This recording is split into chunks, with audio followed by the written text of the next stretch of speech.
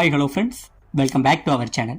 இன்னைக்கு நாம பார்க்க போறது டிராகன் பால் சீசன் 9ல எபிசோடு 151 தேங்க்ஸ் டு சீச்சி home maker training. So starting சீன்ல நம்ம கோகு சீச்சி இவங்க ரெண்டு பேரும் அந்த ப்ரொஃபசர் சொன்ன பேச்சை கேட்டுட்டு பனிமலையை தேடி வந்தாங்க பார்த்தீங்களா, அப்படி வந்துகிட்டு இருக்காங்க. இப்போ இந்த பக்கம் நம்ம ஆக்ஸ்கிங் இருக்காரு பார்த்தீங்களா, அவர் பயங்கரமா நெருப்பில் மாட்டிக்கிட்டு எங்க போறதுன்னு தெரியாம ஒரு பக்கமா ஓடிக்கிட்டு இருக்க. இப்போ இந்த பக்கம் நம்ம கோகு சீச்சி அவங்க ஒரு வழியா தூரத்தில் அந்த மலையை பார்த்துடுறாங்க. அந்த மலையை பார்த்துக்கிட்டு எப்படியாச்சும் அந்த மலை மேலதான் இது இருக்குன்னு சொல்லி மலைக்கு கிட்டக்க நெருங்க அந்த இடத்துல பயங்கரமான பனிப்பொழிவு ஏற்படுது. இப்படியே பனிப்பொழிவு ஏற்பட நம்ம கோகு சீச்சி இவங்க ரெண்டு பேருமே மேல இருந்து நிம்பஸ்ல இருந்து கீழே விழுந்துடுறாங்க. இப்ப இந்த பக்கம் காட்டுல யாரோ ஒரு வயசான கிழவி நின்றுகிட்டு இருக்க. திடீர்னு அவளுக்கு பக்கத்துல இவங்க ரெண்டு பேரும் வந்து அப்படியே லேண்ட் ஆகுறாங்க. அப்படியே குளிர் நடுக்கத்துல நின்றுகிட்டு இருக்க. உடனே இந்த பாட்டி நீங்க யாரு அப்படின்னு கேட்க, என்னோட பேரு கோகு, இவளோட பேரு வந்து சீச்சி, நீங்க யாருன்னு கேட்க, என்னோட பேர் தான் ஆக்டோகான் அப்படின்னு சொல்ல இவங்க ரெண்டு பேருக்கும் சரியான ஹாப்பி. அப்ப நம்ம பாபா சொன்ன அந்த ஆக்டோகானுங்கிற கிழவி இவதான் போல, இததான் மாத்தி அவ சளியில வேற ஒரு பேரை சொல்லிட்டா போல அப்படிங்கிற மாதிரி தெரிஞ்சுக்கிட்டு இருக்க. பயங்கரமா குளிரா இருந்ததுனால அந்த கிழவி என்ன பண்றா, அவங்க வீட்டுக்குள்ள நம்ம கோகு சீச்சி இவங்க ரெண்டு பேரையும் கூட்டிக்கிட்டு போயிடுறா. இப்ப மூணு பேரும் உட்காந்து பேசிக்கிட்டு இருக்காங்க. பக்கம் நம்ம கிழவி கிட்ட இவங்க கேக்குறாங்க, அப்போ உங்க பேர் தான் ஆக்டோகானா அப்படின்னு கேட்க, என்னோட பேர்லாம் ஆக்டோகான் இல்லப்பா, என் பேர் ஆக்டோபாப்ஸ் அப்படின்னு சொல்லி பேரை மாத்தி கேட்க, ஓ அப்ப இதுவும் பொய்யா அப்படிங்கிற மாதிரி கேட்கறாங்க. இப்போ உடனே நம்ம கிழவி கேட்கிறா, ஆமா நீங்க எதுக்கு இவ்வளவு தூரம் வந்தீங்க அப்படின்னு கேட்க, நாங்க ஒரு பொருளை தேடி வந்தோம், நாங்க ஃபயர் மவுண்டன்ல இருந்து வரோம் அப்படின்னு இவங்க சொல்ல, உடனே இந்த கிழவி சொல்றா, இந்த இடம் பெண்களுக்கு தடை செய்யப்பட்ட பகுதி, இந்த மலைக்கு பக்கத்துல யாராச்சும் ஒரு பெண்ணு நெருங்கும் போது அது மிகப்பெரிய சாபமாயிடுது, அதுதான் இந்த மலைக்கு மிகப்பெரிய பனிப்பொழிவை ஏற்படுத்துது, அதுதான் உங்களுக்கு இவ்வளவு பெரிய பிரச்சனையை உண்டாக்கிட்டு அப்படின்னு சொல்ல, உடனே நம்ம கோகு ஆச்சரியத்துல பாக்குறாங்க. நம்ம சீச்சி இருக்கா பாத்தீங்களா, இப்பதான் அவளும் சொல்றான், ஆமா ஒருவேளை என்னாலதான் இந்த மலையில வந்து இவ்வளவு பெரிய பனிப்பொழிவு வருதுன்னு நீங்க சொல்றீங்களா அப்படின்னு கேட்க, ஆமா அதுதான் காரணம் அப்படிங்கறத இந்த இடத்துல பாட்டி சொல்லவும் செய்யறாங்க. இப்ப அடுத்ததான் நம்ம கோகு என்ன கேட்கிறாரு, பாட்டிமா இந்த இடத்துல பேண்ட் ஷோ ஃபேன் அப்படிங்கிற ஒரு விஷயத்தை நாங்க தேடி வந்தோம், அது எங்க இருக்கு அப்படின்னு உங்களுக்கு தெரியுமா அப்படின்னு கேட்க, இந்த கிழவி ரொம்ப நேரமா யோசிச்சு பார்த்துட்டு என்ன சொல்றா, இல்ல அது மாதிரி எனக்கு எந்த விஷயமுமே தெரியல, அது உங்களுக்கு இங்க கிடைக்கவும் கிடைக்காது அப்படிங்கிற மாதிரி சொல்ல இவங்க மனசே விட்டுறாங்க. அப்ப பேண்ட் ஷோ ஃபேனும் நமக்கு கிடைக்காது போலங்கிற மாதிரி இவங்க மனசை விட, உடனே நம்ம கிழவிகாரி என்ன சொல்றா, அதுக்காக உங்க மனசை நீங்க விட்டுறாதீங்க, ஏன்னா பேண்ட் ஷோ ஃபேனுங்கிற அந்த விஷயம் என்னமோ எனக்கு தெரியாது, ஆனா இந்த மலையில உள்ள பனி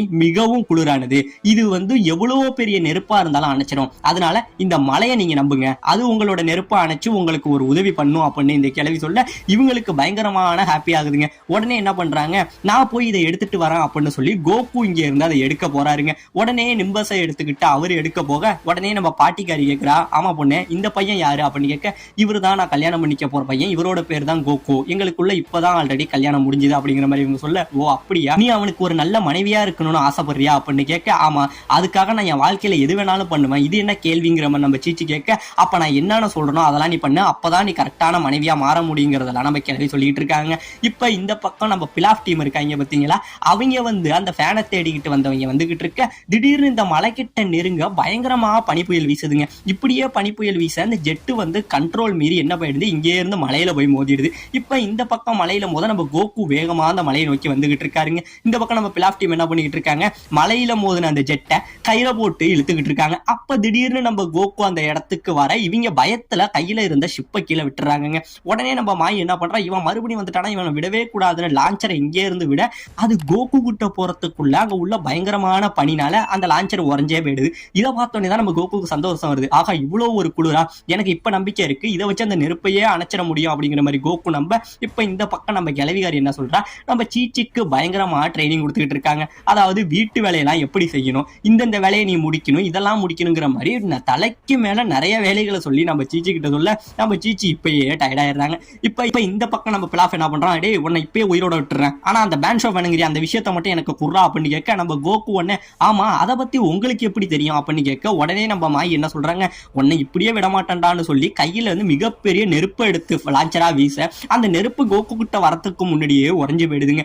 இப்ப இவங்க மாறி மாறி சரமாரியா நெருப்பால போட்டு நம்ம கோகுவை சுட்டுக்கிட்டு இருக்க, நம்ம கோகு என்ன பண்றாரு, இங்கே இருந்து அதை அப்படியே பிடிச்சிடுறாருங்க. இப்ப உடனே நம்ம கோகு இங்க இருந்து மாய் கிட்ட போய், ஆமா நீங்க ஒரு பொண்ணா அப்படின்னு கேட்க, இதுல என்னடா உனக்கு சந்தேகம், ஆமா நான் பொண்ணுதான், அதுல உனக்கு ஏதாச்சும் பிரச்சனையா அப்படின்னு கேட்க, அப்பதாங்க நம்ம கோகு நடந்ததை சொல்றாரு. அதாவது இந்த மலை வந்து யாராச்சும் ஒரு பெண் இங்க வந்தாங்க அப்படின்னா இந்த மலைக்கு மிகப்பெரிய சாபம் உருவாயிடுமா, அதனாலதான் இந்த மலையை சபிச்சு இந்த இடத்துல பனி விழுந்துகிட்டு இருக்கு, இது எனக்கு ஒரு பாட்டி சொன்னாங்க அப்படின்னு சொல்ல இவங்களுக்கும் லைட்டா இது வருது. அப்போ உடனே நம்ம பிலாப் என்ன சொல்றாரு, அப்படியா சொல்றேன், நான் செக் பண்ணி பாத்துறேன் அப்படின்னு சொல்லி பக்கத்துல இருந்த மாயை வந்து மாய் இங்க வா அப்படின்னு கூப்பிடுறாருங்க.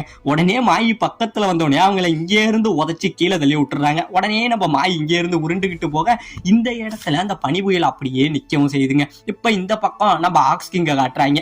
ஆக்ஸ் கிங் பாத்தீங்க அப்படின்னா அவர் நெருப்புக்கு பயந்துகிட்டு எல்லா இடமும் ஓடுறாரு, ஆனா அவரை விடாம நெருப்பு மட்டும் துரத்திக்கிட்டே வந்துகிட்டு இருக்குங்க. இப்படியே வந்துகிட்டு இருக்க கோகு சீச்சி என்னால ரொம்ப நேரம் தாக்க பிடிக்க முடியாது, சீக்கிரம் வாங்கங்கிற மாதிரி இவர் கூப்பிட்டுக்கிட்டே நிக்கிறாரு. இப்ப இந்த பக்கம் சீச்சி ஒரு வழியா அந்த கிளவி கொடுத்த எல்லா வேலையையும் செய்யறாங்க. எப்படியோ செஞ்சு முடிச்சுக்கிட்டே இருக்கா, அப்படியே சொல்லிக்கிட்டே இருக்கா. அதாவது நான் நல்ல மனைவியா இருப்பேன், அதுக்காக நான் எதுவும் பண்ணுவேன், எவ்வளவு கஷ்டத்தையும் தாங்குவேன்னு சொல்லி சீச்சி எல்லா வேலைகளையும் இழுத்து போட்டு செஞ்சுக்கிட்டு இருக்கா. இப்ப இந்த பக்கம் கோகு இருக்கான் பாத்தீங்களா, அவன் என்ன பண்றான், அங்க உள்ள பணிகள் எல்லாத்தையுமே உருட்டிக்கிட்டு இருக்கான். அதாவது இதை தூக்கிக்கிட்டு போய் நெருப்பு அணைக்கிறதுக்காக உருட்டிக்கிட்டு இருக்க.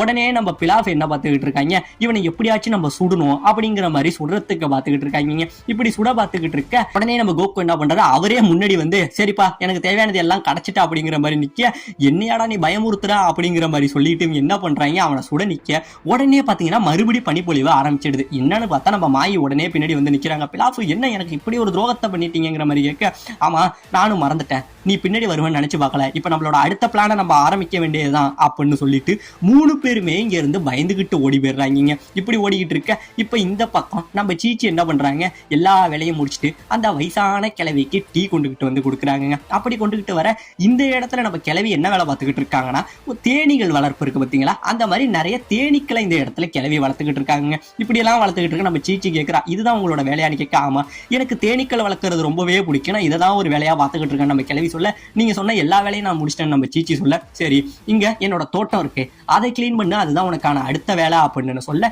உடனே நம்ம சீச்சி என்ன பண்றாங்க, என்னது தோட்டமா, சரி காட்டுங்க அப்படின்னு வந்து காட்டினா, என்னோட தோட்டங்கிறது இந்த மொத்த காடுமே என்னோட தோட்டம் தான், இது எல்லாத்தையுமே நீ கிளீன் பண்ணுன்னு சொல்லிடுறாங்க. நம்ம சீச்சிக்கு பயங்கரமான ஷாக்கு. இப்ப இந்த பக்கம் நம்ம கோகு என்ன பண்றாரு, பனி எல்லாத்தையும் பாலாக்கி உருட்டி அப்படியே இங்க இருந்து தூக்கிக்கிட்டு நிம்பஸ்ல வந்துகிட்டு இருக்காருங்க.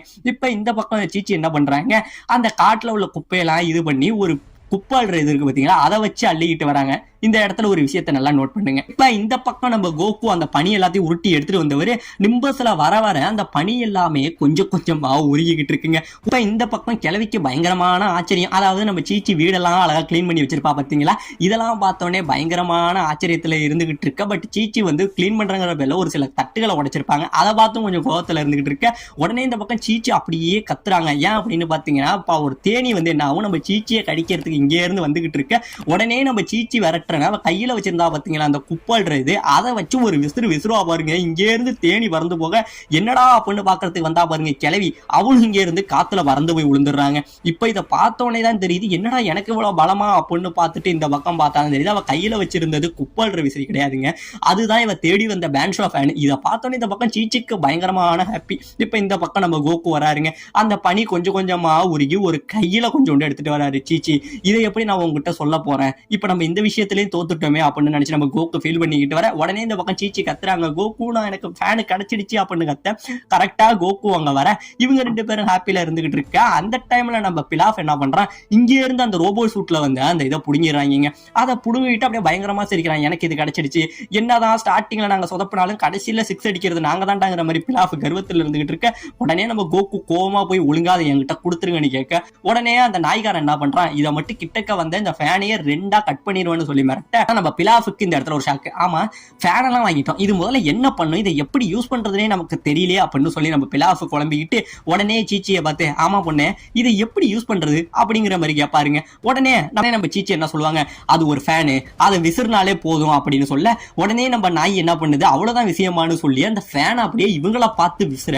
இந்த இடத்துல ஒரு மிகப்பெரிய காத்து வீசுதுங்க, ஒரு பயங்கரமான காத்து வீச இந்த பக்கம் நம்ம பிலாஃப் அப்புறம் மாயி இவங்க 2 பேரும் இந்த காத்துல பேரும் இங்கே இருந்து பறந்து போய் விழுந்துடுறாங்க. உடனே நம்ம நாய் அந்த விசிறியை வச்சுக்கிட்டு நிக்க, ஆகாகா என்ன விட்டுட்டு போயிட்டீங்கன்னா நானும் வந்துடுறேன்னு சொல்லி அந்த விசிறியை தூக்கி போட்டுக்கிட்டு நாயும் ஓடுதுங்க. இப்போ ஒரு வழியா நம்ம கோகு சீச்சி அவங்க 2 பேரும் அந்த விசிறியை எடுத்துட்டு ரொம்பவே ஹாப்பியா இருக்காங்க. இப்போ இந்த பக்கம் அந்த கிழவி கிட்ட சொல்லிட்டு நான் கிளம்ப போக உடனே அந்த கிழவி அங்க இருந்து வராங்க. வந்தவ, சீச்சி நீ ஒரு நல்ல மணமகளாயிட்ட, அதாவது ஒரு நல்ல மனைவியாவும் நீ ஜெயிச்சிட்ட, இந்தா உனக்கு என்னோட கல்யாண பரிசு அப்படின்னு சொல்லி இங்க உள்ள தேனீக்கள் இருக்கு பாத்தீங்களா, அது எல்லாமே கலெக்ட் பண்ணி வச்சிருக்கிற ஒரு அற்புதமான தேனாங்க. இந்த தேனை நம்ம சீச்சி கிட்ட கொடுக்குறா, இது உன் வாழ்க்கையில உனக்கு நிறைய இடங்கள்ல இது யூஸ் ஆகும், இதை நீ பத்திரமா வச்சுக்க அப்படின்னு சொல்லி இங்கே இருந்து கிளம்ப. இந்த பக்கம் நம்ம பிலாஃப் என்ன பண்றாங்க, இவங்க 2 பேரும் மறுபடியும் அந்த பனியில மாட்டிக்கிறாங்க. ஏன் மாயி கீழே இறங்கடி, பனி ரொம்ப இதா இருக்குன்னு சொல்லி அந்த ரோபோவை போட்டு உதச்சிக்கிட்டு கிடக்குறாருங்க. இப்ப இந்த பக்கம் நம்ம ஆக்ஸ் கிங் ரொம்பவே கஷ்டப்படுறாரு, நெருப்பு ரொம்பவே வேகமா துரத்திக்கிட்டு வர. உடனே நம்ம கோகு சீச்சி இவங்க 2 பேரும் எப்படியோ அந்த இடத்துக்கு வந்துடுறாங்க. ஒரு வழியா வர சுத்தி உள்ள மக்கள் எல்லாம் கத்துறாங்க. உடனே நம்ம ஆக்ஸ் கிங் உள்ள கத்திக்கிட்டு இருக்க கோகு சொல்றாரு, ஆக்ஸ் கிங் நான் இப்ப எனக்கு அந்த ஃபேன் கிடைச்சிடுச்சு, நீங்க எங்கேயாச்சும் மறைவான ஒரு இடத்துல உட்காந்துக்குங்க அப்படின்னு சொல்லிட்டு நம்ம கோகு என்ன பண்றாரு, அந்த ஃபேனை இங்கே இருந்த பயங்கரமா வீச ஒரு மிகப்பெரிய காத்து இதாகுதுங்க. எல்லாரும் ஆச்சரியத்துல பாக்குறாங்க. ஆனா என்ன ஒரு துரதிருஷ்டம்னா இந்த நெருப்பு அணையவே இல்லை, இன்னும் பயங்கரமா எரிஞ்சுக்கிட்டு இருக்கு. இப்ப நம்ம கோகு என்ன சொல்றாரு, என்னோட முயற்சியை விட மாட்டேன், இன்னும் பல முறை இதை பண்ணுவேன் அப்படின்னு சொல்லிக்கிட்டு மறுபடியும் ஃபேனை போட்டு 2-3 வாட்டி வீசுற. மறுபடியும் இந்த இடத்துல பயங்கரமான காத்து உருவாகி கருமேகமே உருவாயிடுதுங்க. அப்படி கருமேகம் உருவாகி இந்த இடத்துல மழை பெய்யுது. எல்லா இடத்துலயும் மழை பெஞ்சா நெருப்பு அணையறதை தான் பார்த்திருப்போம். ஆனா இந்த இடத்துல மழை பெய்யுது, நெருப்பு இன்னும் பயங்கரமா ஏதோ மண்ணெண்ணெய் ஊத்துன மாதிரி எரிய. இந்த பக்கம் நம்ம ஆக்ஸ் கிங் உள்ள கத்துறாருங்க, கதறாரு. இதை பார்த்தோன்னே இந்த பக்கம் சீச்சி அப்பா அப்படின்னு சொல்லி அவ ஒரு பக்கம் அழுதுகிட்டே இருக்க. இது இந்த நெருப்பை எப்படிதான் கோகு அணைக்க போறாங்க, அப்ப இந்த பேன்ஷோ ஃபேனுங்கிற விஷயம் எல்லாமே பொய்யா அப்படிங்கிற பல சஸ்பென்ஸோட இந்த இடத்துல இந்த எபிசோட முடிக்கவும் செய்யறாங்க.